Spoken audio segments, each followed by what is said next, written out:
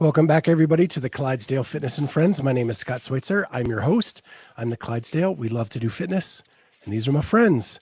Got my co-host Kat Shear with me, and the incomparable Colten Mertens, fan favorite, two-time now CrossFit Games athlete.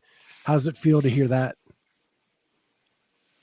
It feels pretty good. I mean, there's a lot of people that qualify for the games one time and then, there's kind of a flash in the pan and never make it back. But coming back, 2 years in a row really solidifies you a little bit more as being a legitimate games athlete. As hard as it is to make it once, coming back again, it really means a lot. And I'm excited to get another crack at it. Didn't have the year I wanted last year, but I've worked a lot on my fitness. I've gotten a lot fitter, a lot stronger, and improved a lot of my weaknesses. I think that showed a lot at Granite Games, and I'm excited for next month. I can't wait.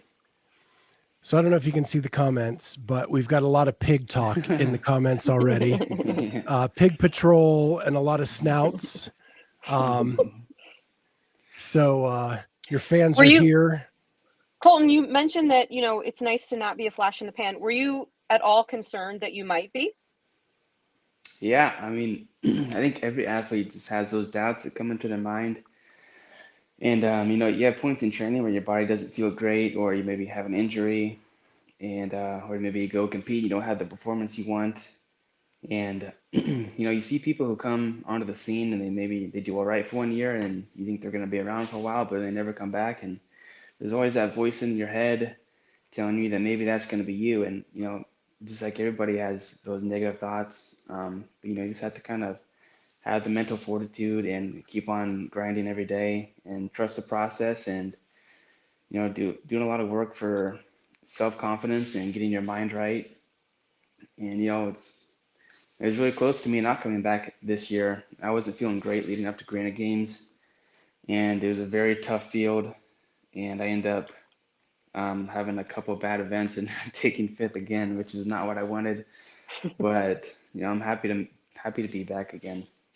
Yeah. When you say not feeling good, were you sick, or were you just like, did you have like some kind of nagging injury?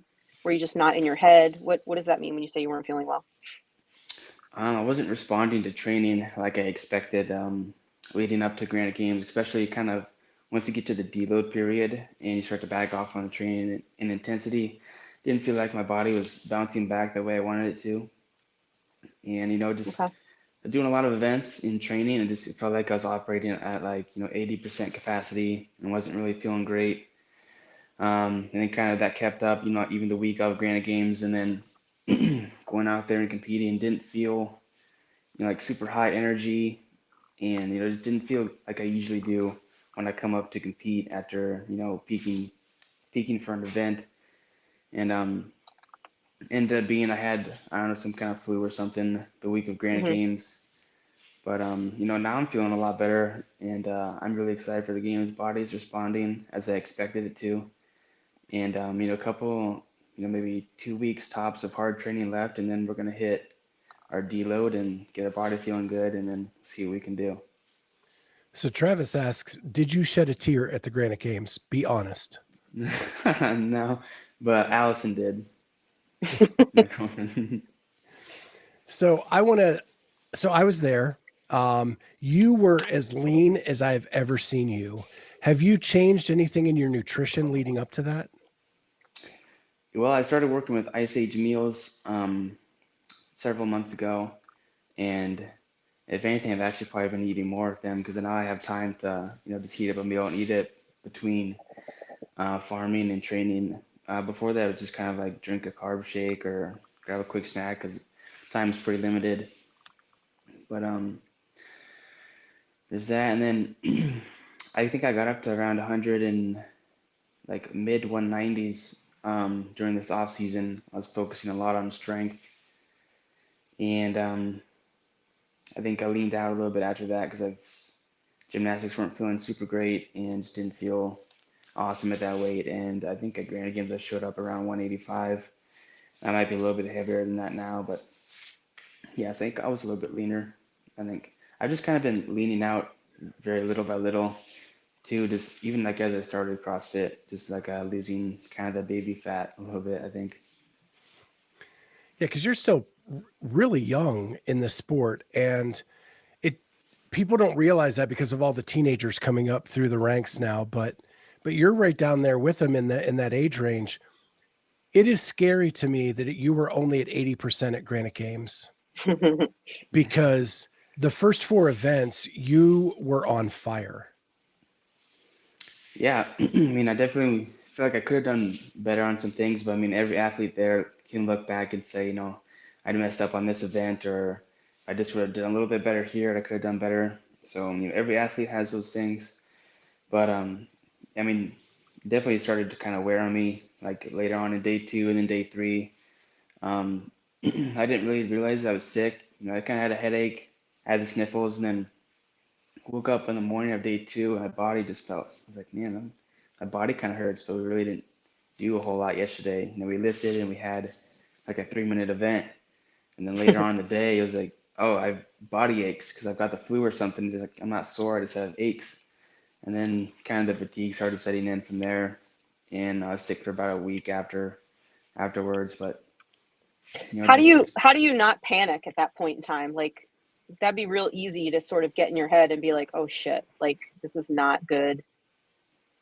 What do you have to I mean, do to get out of that headspace? I just had to trust my training. I wasn't training for all year so that I could be the 5th best guy at a semifinal. I wanted to be the best guy there when I showed up, and I think if you prepare as best you can and you show up, you have a little bit of wiggle room, so you can have some things Hmm. go wrong and still have enough margin to get by, and that's just kind of how it worked out. I think my fitness was good enough that I could take some hits here and there and still make it. Yeah. Does your mindset change for as goal wise to I want to win the Granite Games to I just need to get back to the games? I really wanted to win. We I know. mean, there were so many good guys there, and just like just knowing that, I wanted to beat like Travis Mayer, Chandler Smith, Sam Quant, Bukowski, all these guys who are big names in the sport that come back to the games year after year. Tim Paulson just qualified to the last chance, his sixth appearance at the games, and that in my mind that's just such a big opportunity, and I want to beat all those guys, and I want to be at the top of the pack there. But yeah, going into day 3, I knew those weren't going to be my best events, and I think I got 11th on the echo bike running workout, and then did very poorly on the leg stroke climb. And going into the leg stroke climb, I knew I wasn't going to be winning overall anymore. I felt a third, and then so at that point it was just like I just need to try and do my best, and hopefully it's enough to get back to the games. So you brought up the legless rope climbs. Really, I would say that was your only hole the whole weekend. And you finished 27th in that event and barely hung on. And because you were what, second going into that event? I think I was third. I was Third. first going into the day, and then third after the echo bike run workout. So you knew that was going to be a trouble workout for you. Did you change your plan or strategy at that point, knowing one, you're sick, two, the game spot's on the line, and this is not your best event? No, I think if you have a really good strategy, then the environment and all the externalities shouldn't matter, because your strategy in the first place should set you up to do the best that you can do. And your competitors, how fast they're going, whatever else is going on, you just have to do what's best for you so you can get your best time. And my strategy was based on that event. You just go as fast as you can and hope you don't fail on round 9 or 10. And I went as fast as I could, and that was just all I had for that event. Leg of rope climbs are definitely a weakness. Have been a weakness for me. Most events they're usually not sprints. Like maybe there's like a chunk of 3 or 5 or 7 or whatever, and I can manage those a little bit better. But then when we get to doing sprints and, it takes me 6 pulls to get to the top versus some guys are doing 3, it's just hard for me to make up that time difference on such a short event. But, I wish I could tell you how many rope climbs I've done since then. It's been a ridiculous amount, and getting better little bit by little bit. And, like, I haven't been doing a ton of rope climbs throughout the year, honestly, just because, like, in the winter, the rope's full of ice since it's outside. So it kind of limits my options there. But this fall, we're getting our gym built, so that won't be a problem anymore. So I'm looking forward to that. And I think it'll elevate my training in a lot of ways, and I'll be a totally different athlete from this year to next year as well. So that is a funny point that you brought up, because Tim Paulson talked about how legless is his weakness, and they made it a single movement in a workout, or in a workout. That never happens, right? Mm-hmm. When your Yeah, worst move and it's the only move in the workout. So going to the games, like he's like, they're not going to have just a legless rope climb event. Mm-hmm.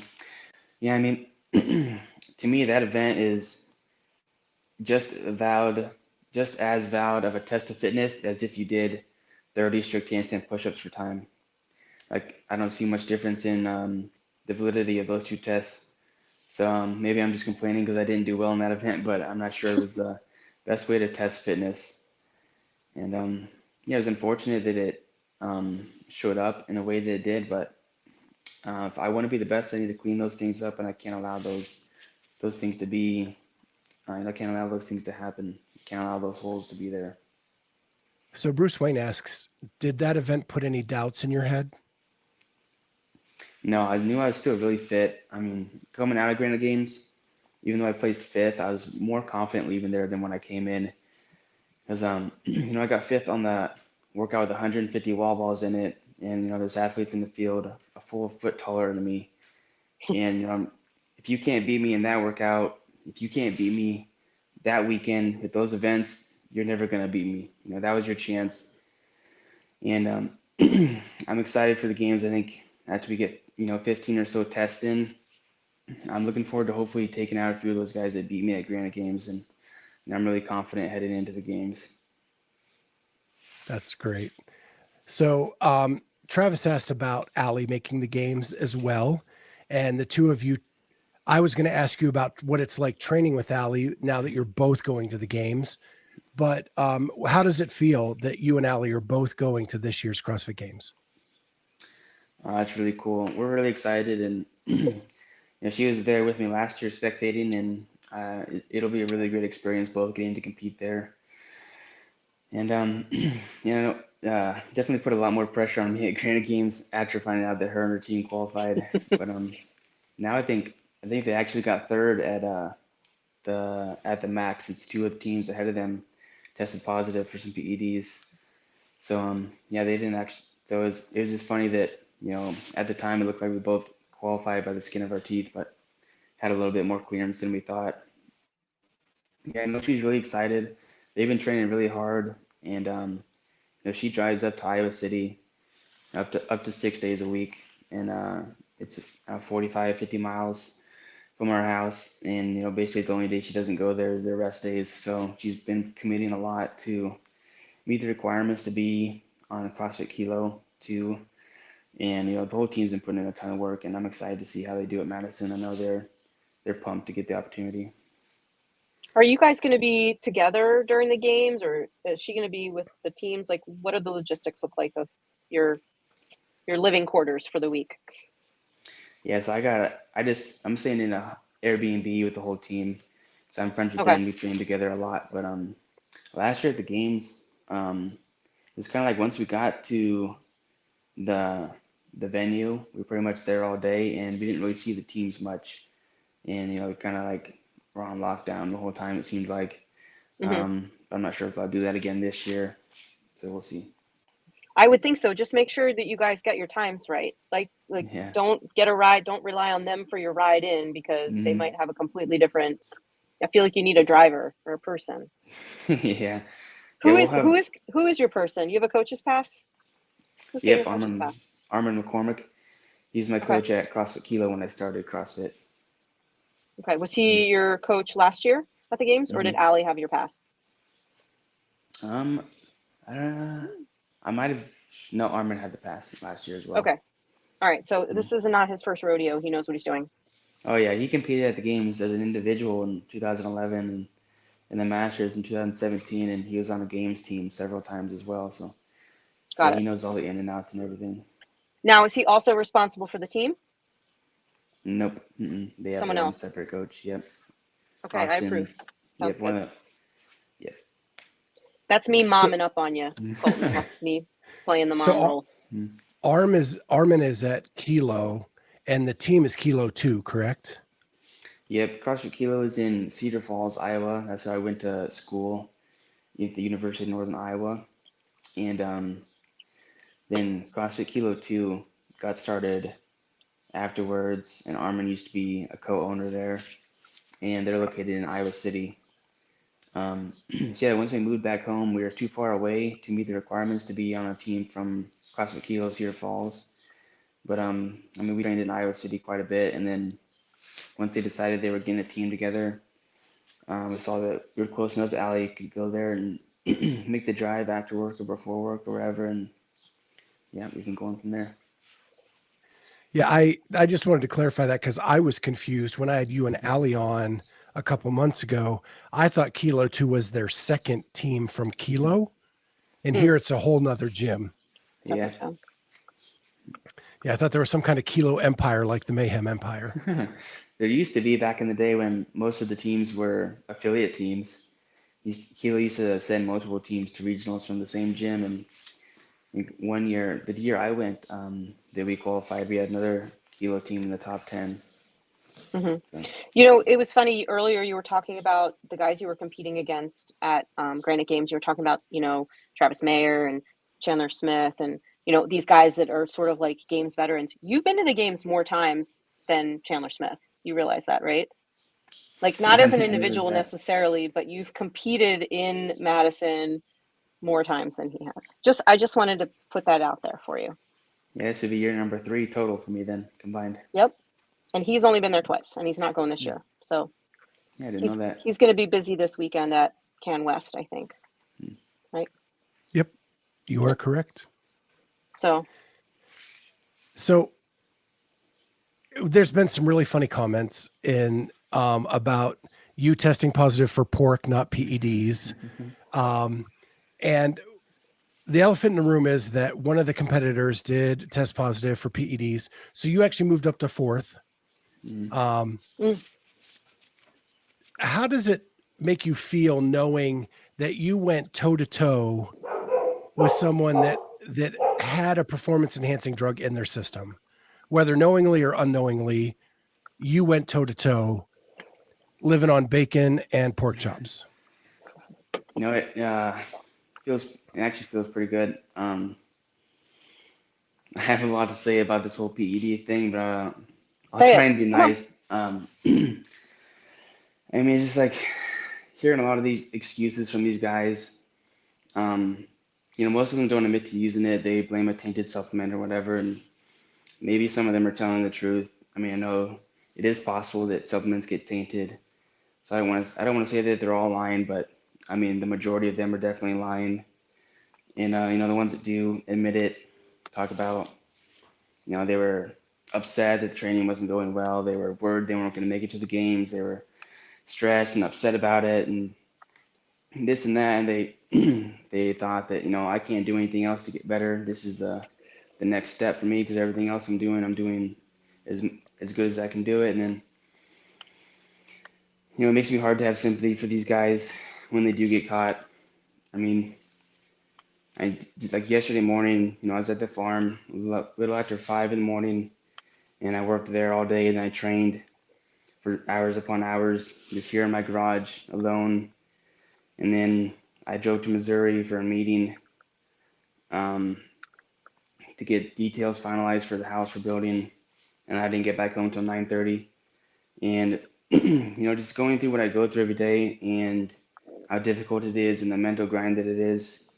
You know, it just makes me think that any of these guys taking PEDs they're just pretty fucking weak mentally, and makes me lose a lot of respect for them, honestly, and it makes me hard to have any sympathy for them. And I don't want to. I wouldn't say I hate them. I don't want people to.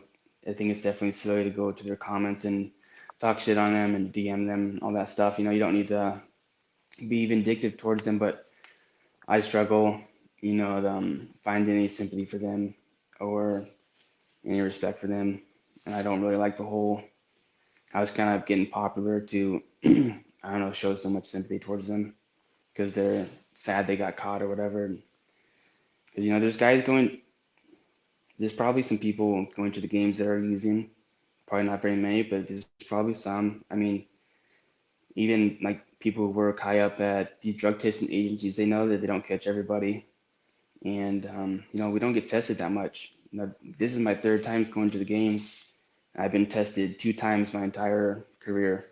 I didn't get tested at all when I went on a team. I got tested last year at Granite Games and this year at Granite Games. And that's it. So, and a lot of these guys, especially like up and comers who know they're not going to get tested in the off season or know there's a very small chance that they do. If they hook up with somebody who knows what they're doing, it can be pretty easy to get around the test, I'm sure. And, being an athlete in the community and just knowing people, you hear a lot of rumors about this guy or that guy, and, you hear from a friend of a friend that, this guy's coach said he's using, and now this guy's going to the games. And, it's just rumors. So, you wouldn't want to call anybody out and tarnish their reputation or character just based on the small chance that the rumors aren't true. But it is frustrating, hearing someone's coach say that their guy's using and now they're going to the games.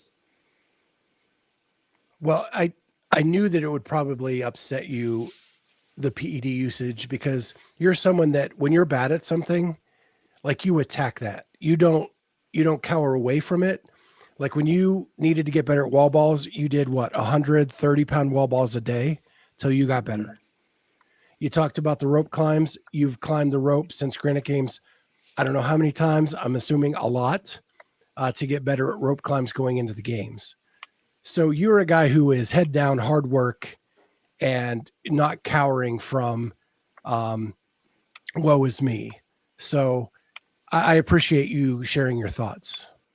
Yeah, and no shortcuts, right? That's got to be infuriating.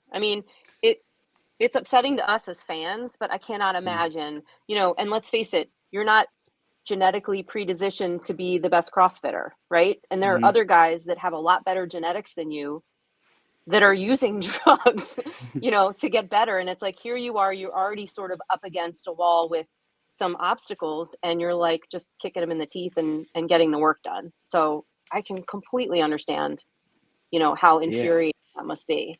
And I think something that people don't think about with this whole PED thing is, like, it's not just competitive disappointment if you miss out on going to the games because somebody cheated. There can be huge financial implications that stem off of that from, that person took prize money from you at semis. That person took prize money from you at the games. That person took exposure and possible sponsorship opportunities from you. And, that could be the difference between you making zero money on the season and possibly going to the games, grabbing a chunk of money, grabbing a new sponsorship deal, and being able to train full time for the next year. These have huge implications, and I think people, they don't always realize that it's not just, damn, I didn't go to the games. It's important financial implications, and it affects how these athletes are paying their bills. Right. And just, it just takes one event at the games too for maybe an unknown athlete to get some notoriety, and to get some airtime, and the relationships that you build. New coaching relationships are built at the games sometimes, and, really good friendships and the whole experience. It's not just like you're placing at a semifinal, but it's like all those unwritten things that you talk about. It's true. Great point. So let's go on to some more happy topics. You talked about you're building a house. I love the way you phrased it on Instagram the other day, that you are building a garage with an attached house. Building a gym with an attached house. Yeah. Yeah, I mean, So what is the plan for this gym? yeah, Alan and I want something that we can do, anything that you could possibly want to do training wise, whether it's a 15-foot rope climb indoors or you want to push a sled indoors. We wouldn't have room for all that stuff. So we drew up the designs ourselves, and basically going to be like a 64 by 40 structure, and 32 feet of it will be gym and 32 feet of it will be house. So it'll be split 50-50, and yeah, we'll have 14-foot sidewalls on the gym area, and then kind of cathedral style ceiling, so that way we'll be able to get the full 15-foot ropes in there and all that stuff. And we've got a concrete pad outside of it as well, so we can do our outdoor training and all the stuff like that. So we're really excited to not, I mean, this garage has served its purpose, but I mean, I get maybe 3/4 of a 2-stall garage, and the concrete's cracked, and the floors aren't level, and I have to do wall balls outside, rope climbs outside, muscle ups outside, and there's not room for, like, we want to get an air runner because it's hard to do sprints when it's snowing outside. Just all kinds of things like that we have planned for when we get this built, and it's really gonna help our training out a lot and make it a lot more enjoyable for sure. So Sean asks, did you build a swimming hole too? Swimming hole. we got a pond out back that we can maybe swim in,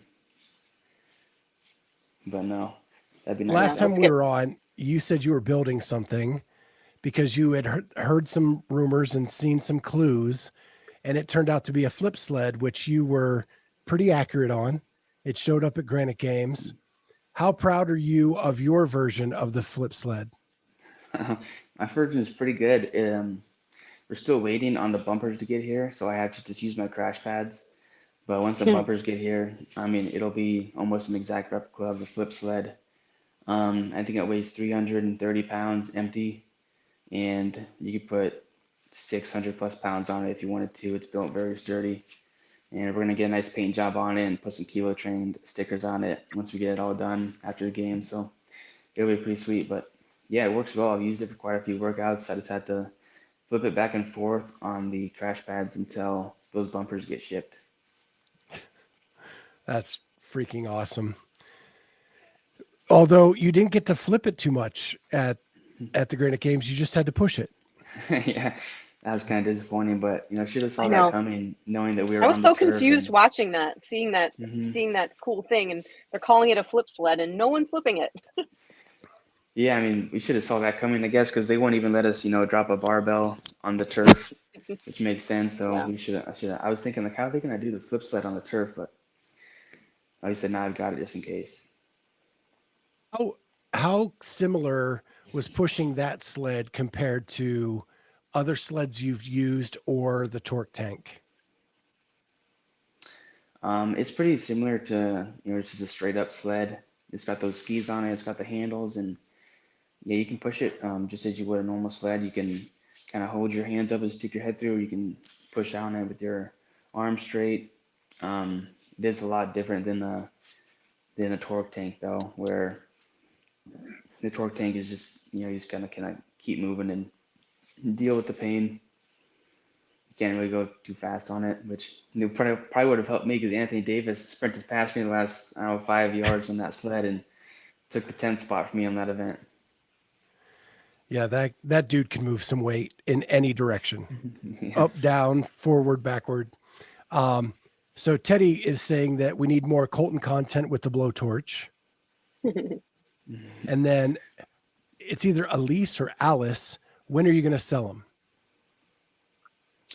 I've actually kind of thought about it. I ran the numbers, and yeah, we could probably make some profit off of them, but I don't know how much time I'll have once we get back into training, unless I want to make a few right after the games gets over. Shipping might be a little bit of an issue too. I mean, there's been a couple, a male and female couple with the last name Henninger that started an equipment company doing just that.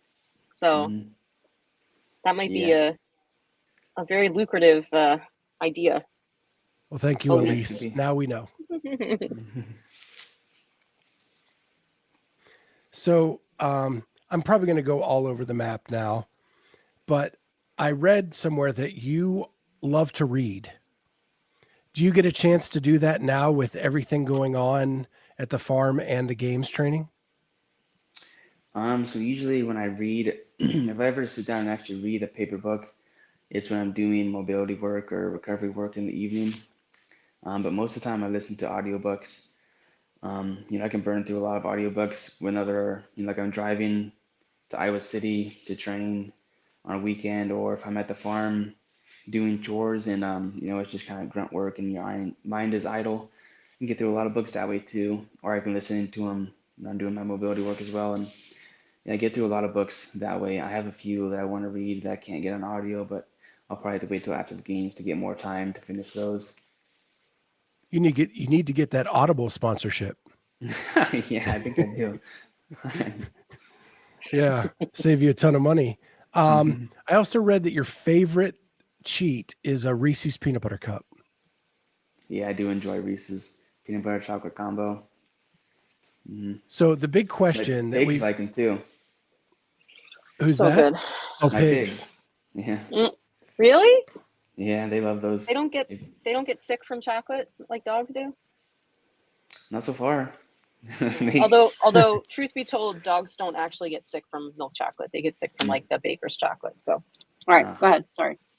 So my big question is, ever since we've been doing this podcast, we had Dex Hopkins on way back in the day, and him and Chandler Smith had a debate about Reese's. Do you eat any of the offshoots of the Reese's peanut butter cup? Because Dex says those are all trash, like fast breaks, that kind of stuff. It's just the original. And Chandler is all about the fast breaks and the offshoots. I pretty much only eat the original. I don't give too much time to the offshoots and whatnot. Just the good old original. They got it right the first time, You can't, it doesn't really get much better than that. What about the shapes? Yeah. Do you do like the Easter eggs or the Christmas trees, the pumpkins? Nah. So It's already perfect the first time. yeah, Reese's aficionados have a sort of chocolate to peanut butter ratio preference. And depending on what you get, like the shapes tend to have a little more peanut butter in them and like a thinner layer of chocolate. And if you've ever gotten the ones in the bag that are like the tiny little guys that aren't wrapped, they're just loose in the bag. Yeah.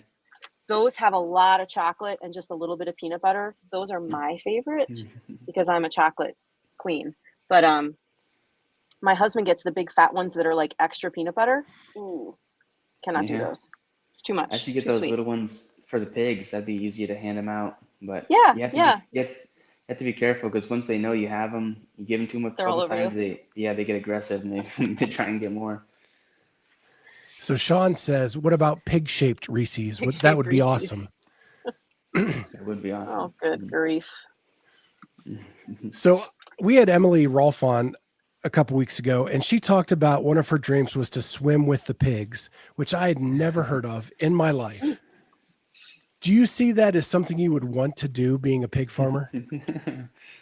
Yeah, pigs love water. They really, really like water. You have to kind of watch them because they'll you have to set up the water in a way that they can't just Drown. or just like because they'll just sit there and lay like with their head on the water spigot and just pump water all day long if you let them. So you gotta kind of watch them there, and they'll create mud holes or whatever. And I remember when I was little, my brother and I took one of our pigs and we put a leash on it. We took it to a pond at the farm. He played around a little bit in the kind of in the banks of the pond, but yeah, I never actually went swimming with pigs, but I'm sure that they would like it. They love water, surprisingly. I'm probably going They to like regret this hippos. question. I'm going to regret this question, but have you had any pigs fatally wounded from the water? Is that No. why you said that? No. Okay, good. That was going to bother me. I don't doubt that they would enjoy it. I'm not sure I would enjoy swimming with them. Yeah. Yeah, I worked on a these farm for animals. one summer and it was awful. Pigs are so mean. Yeah, they are. People kind of think, I mean, they're really not so domesticated, like a dog or whatever. I mean, they don't really distinguish you from other kinds of food. If they had the opportunity, I'm sure they would love to, eat a person too or whatever. And it's like, and We're getting into a weird area here. Yeah. So Elise says, are pigs fast swimmers? Because that could be a training partner. I think so, because I mean hippos are pretty fast swimmers, and I think They're pigs are in the buoyant, right? I didn't know this was going to turn into pig facts with Colten, but Yeah. hey, it's where the conversation's going. While we're talking animals, Colten, do you have any exciting litters coming up? Dog litters? Can you hear us? Yeah. My brother just he raises dogs, and he just got a couple Dachshunds. Mm-hmm. They just had puppies this morning, actually. Oh. I'm gonna probably look at them sometime this weekend.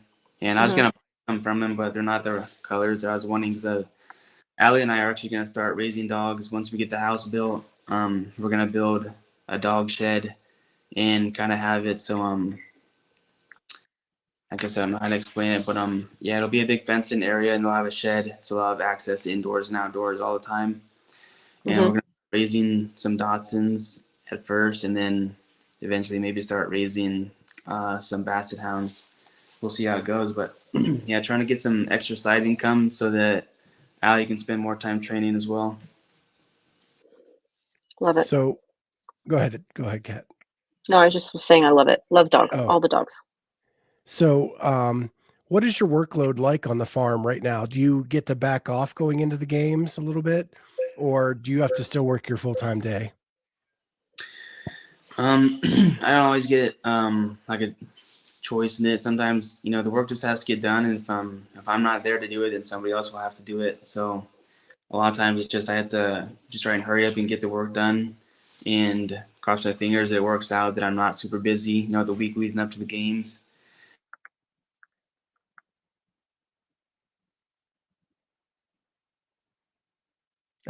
We lost you. Props and everything, and there we go.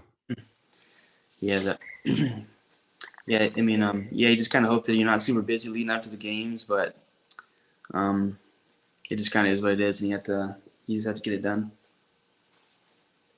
Yeah, I just can't imagine, like you said earlier, like no other athletes are doing like a full day's farm work and training. Does doing the farm work allow you to not train as much because of the physical demands it has? I would say I train just as much or more volume as anybody else in the sport. I'd say the rest between my workouts is way shorter than what most people do. A lot of games athletes will hit a session in the morning and then midday and again in the evening. They'll take those several hours between their sessions, and they might split up to where they have just a strength session and they come back and do some metcons or whatever. But for me, it's just kind of one after the other. I'll hit a workout and then drink some electrolytes and get hydrated, maybe eat a little bit, and then it might be 20 minutes later until I start the clock for my next one. And I just kind of do that until I run out of time and it's time to start eating and then get ready for bed. But I still get in just as much volume as anybody else, I believe. What do you do to help with recovery? I do a ton of things for recovery. Eating enough is a big one. Getting all your protein, carbs, and fats. That's one thing. And then sleeping as much as you can. Making sure that you're getting good quality sleep, your bedroom's cold, it's comfortable, all those things.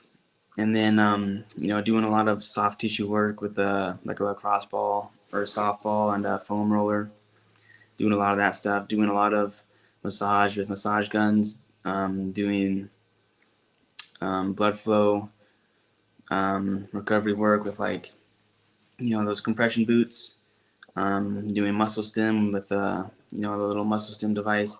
There's so many different things that you can do, and it's really boring and it gets old, but it definitely helps. And I definitely notice on if I have a light day of training or a rest day, and I can spend the hours I would be spent training, if I can spend those doing recovery, I definitely notice a huge difference in how my body feels the next day, and just the how I feel in like the bottom of a snatch or whatever. Yeah, Wad Zombie's being a little bit funny here with who's this Colten guy? Never heard of him. Wad Colten, Zombie's actually helped with your popularity. Yeah, for sure. Who is in charge of your social media? Just me and Allison.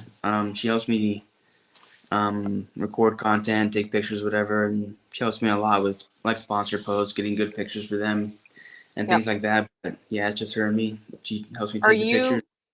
Are you a tier athlete now? Mm-hmm. Yep. Congrats. Yeah. That's excited to be working with them. Yeah, they've got good stuff. Their shoes aren't available yet, but they're really good. I think they'll be available this fall. So have you had a chance to try them out? Mm-hmm. Yep, I've got them. I like them a lot, both the runners and the trainers. And I don't use lifters, so I don't know how those are, but yeah, I really like them. That's incredible. That's a good sponsor, man. And is it full apparel, like shirts and everything? Yep, shirts, shorts, shoes, and swim gear as well. They're big in swimming, of course. And now they're what about those sunglasses? Years. Yep. And they've got like sunglasses have the kind of grippies on them, so it's kind of will stay on your head if you're doing like a handstand walk or whatever. And it's also perfect for me because I don't like it when it sits touching like my ear and that crack in my ear. So I always wear them up a little bit, and Allie makes fun of me because she thinks I look weird. But these ones, they're nice because they won't fall off your head, and they also don't slide down onto my ears if I don't want them to. Yeah, they are coming in hot. Mm-hmm. Are you feeling any pressure from them to go to Wodapalooza this year? I want to go to Wodapalooza again. That's usually a good off-season comp. It's usually that probably was the wrong way to say it. I didn't mean pressure, but knowing now that they're the title sponsor, like, does that make it even more fun for you to go? Yeah, for sure. I know they'll do a great job with that. They're just high quality and high integrity company, and I know that they'll do a good job sponsoring Wodapalooza, and it'll definitely be fun to get out there and maybe see some of the teams as well. Yeah, and they've already announced a big prize purse for that, so definitely worth the while of an elite athlete to head there. Mm-hmm. So Colten, our partners at Fantasy Fitnessing put together a stat sheet on you, and there's a couple things I found that were really interesting that I just kind of want to share with everybody, and I'm going to pull that up right now as soon as I can find my mouse. There we go.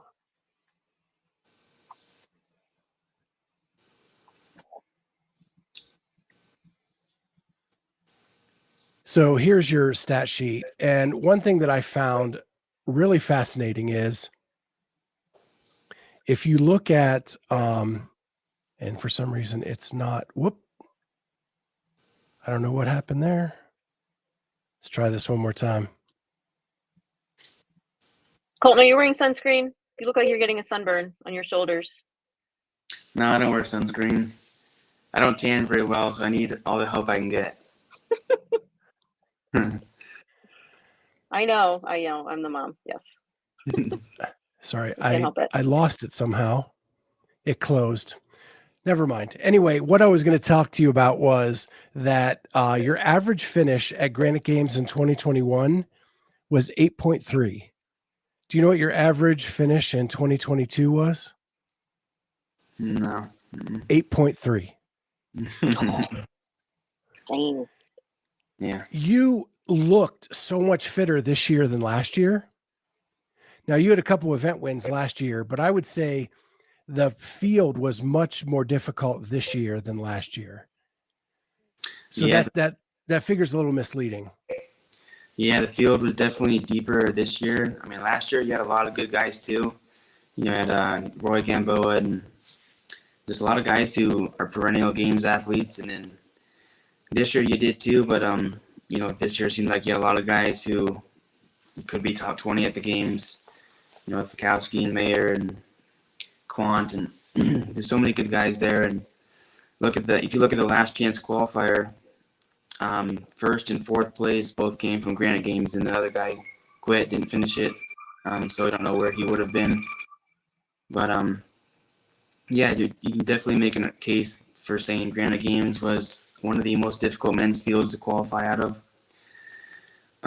So that definitely plays a role. And then I think the programming was not as favorable for me this year as it was last year. So considering those two things, I was pretty proud with being able to make it again. And I know that there's a lot of improvement in my fitness, regardless of still having the same average fitness and same place as last year. Well, it's probably different now that one person has been eliminated from the leaderboard. So now you finish fourth, and now and your average placing would go up one on a couple of those. So it's probably a little bit higher. But the other thing that they broke down was every event with a certain movement in it, they put your placing across the screen, and it shows like what your best movements are. Can you guess? And this is from 2020 forward. What do you think your best movements were? Chest to bars, handstand push-ups, and thrusters, probably. Dead on accurate. Of course. In that, I think in that order: chest to bars 1, handstand push-up 2, thrusters 3. Can we talk about how exciting that chest to bar workout at Granite Games was to watch you do that? I mean, that was awesome. Yeah, that event was a lot of fun. I fell behind a little bit early on, but I knew I was going to go fast on the chest.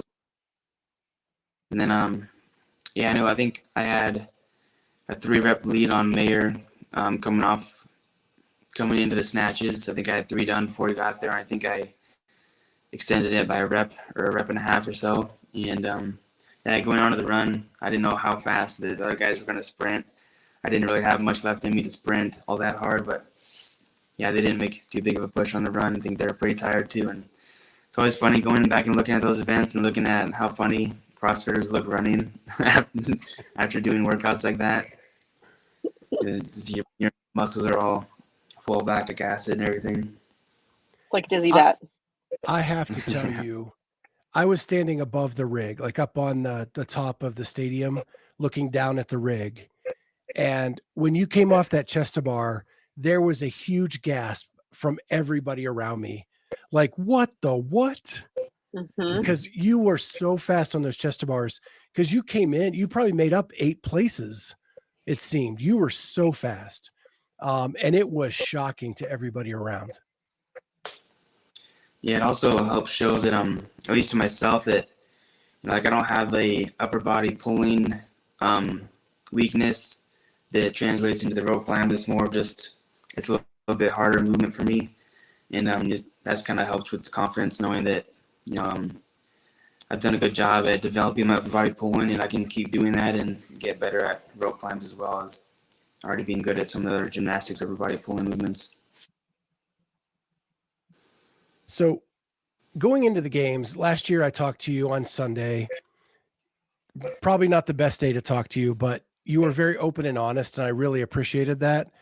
And you talked about how up until last year, you were training everything to make the games, and you weren't prepared when you got there for all the other stuff. How much of you look at the games this year and say, this is where I can make up ground, and this is where I just have to let it go and know that that's going to be a bad event for me? Yeah, so I think I'm definitely improved on a lot of weaknesses that I had from last year. 1 year is not enough time to go from, being bottom 10 to top 5 in an event at the games. And something I think that not a lot of people understand, like when athletes are working to develop their weaknesses, it's not as simple as like, all right, I'm just going to hammer this for a year and now it's fixed. Because like, let's say I'll bring up maybe Laura Horvath. I know she had a problem with like strict handstand push-ups, and then the next year she still wasn't great at them. And people are like, "Oh, why doesn't she work on them?" She's probably been working on them a ton, but go from having a weakness in a movement to being good against the games level field is really difficult. You have to be very good at a movement to be competitive in it at the games. And if you have just like a anatomical weakness on something, it's going to take a lot of time to develop that. And I think that's something that people don't always understand when, like an athlete comes back and they have the same weaknesses they did last year. Like, it takes time to develop it. And, like, you think about something like running, if we all run a 5K and let's say I take like bottom 10 and maybe I'm like 2 minutes from being in the middle of the pack and 5 minutes from being in the front of the pack. Like, it takes a long time to take 2 minutes off your 5K on top of all your other training. And even then you're just still middle of the pack and you have a long ways to go to being good at that movement at the games level. And it just takes time. But I mean, like swimming, I've gotten a lot better at it this year. I swam hard from the end of the games last season up until quarterfinals. I think I started to back off swimming, and then now that we're done with semis, I'm back into swimming a lot. And I did like a 1K time trial after the games. I did another 1K swim here the other week. Not like a max effort, just like a rest day, active recovery swim, and even that was a minute and a half faster than my PR time from almost a year ago. So definitely getting faster in the water. Hopefully it shows that at the games. Since you're good at discovering clues and stuff, do you think you're going to be in a pool or in the lake? I anticipate we'll be in a pool. I think we'll be in a pool this year. And heard it here first. I like that better because I think that swimming can get weighted too much when you have an event that's just dominated by it. Like, you rarely have an event that's dominated by burpees or any single movement besides like a max lift or a run.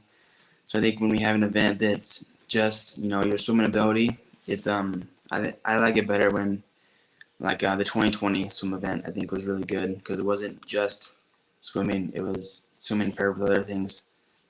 So it wasn't just how good of a swimmer you were. Yeah. Can you do flip turns? I can do them. I'll just leave that. I can. You might not be the fastest, right? That's great.